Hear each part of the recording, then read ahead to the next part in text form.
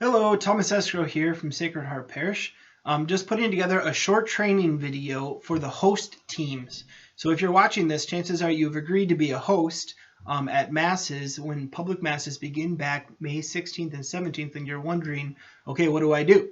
So this video is to explain your responsibilities. So as people are coming back to Mass, we're asking specific things of them. The Mass will look a lot different, or the feel of it will be slightly different during this time as the pandemic hopefully goes down and we go back to normal life. Those differences have been documented in a plan that Sacred Heart has put together.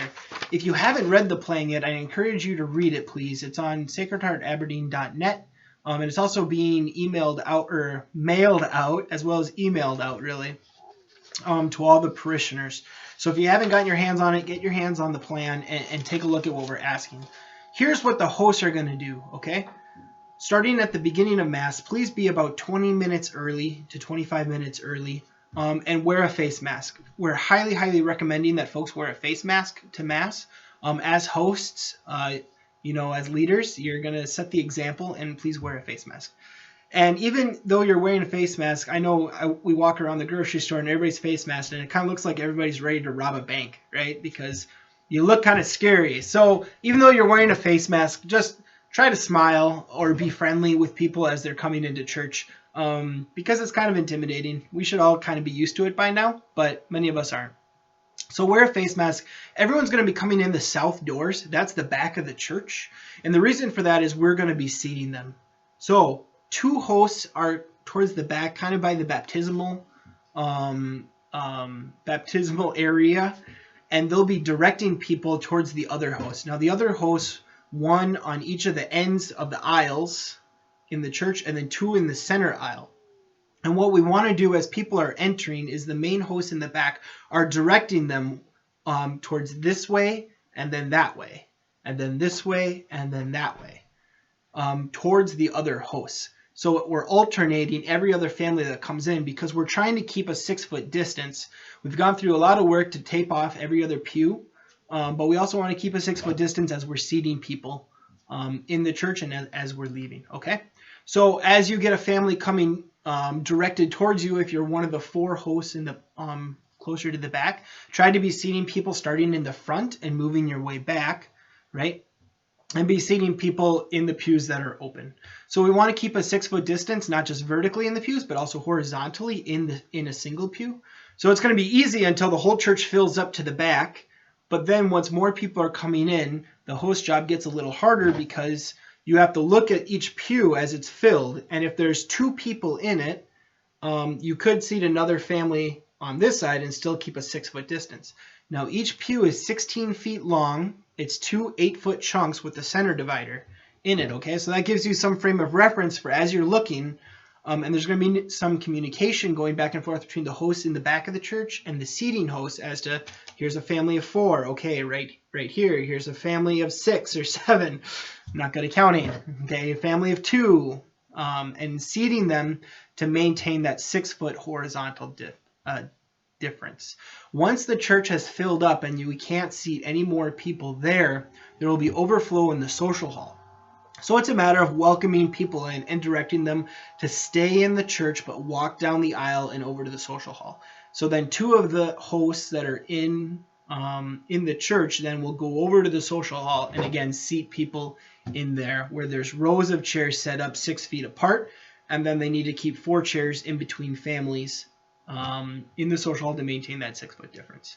Okay, so as people are being seated, what we're asking of folks is to use the cleaning solution and paper towels that are out there to clean their own pew.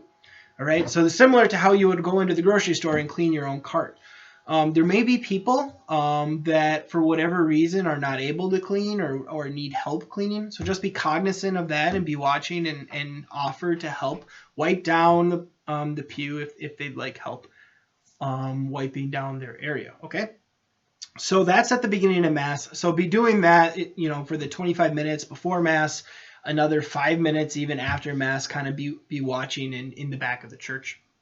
So then at communion time, so the whole Mass is going to happen without the distribution of communion. Once the Mass ends and we sing the final song, then we're going to have the distribution of communion. And that's to allow Father to be masked while he's distributing communion. So we'll be distributing one section at a time, moving from the side transept to one side, and then the other side, and then the last transept. So instead of like one line and people coming out of both sides and up the center, only one at a time. And again, that's just to maintain 6-foot distancing, okay?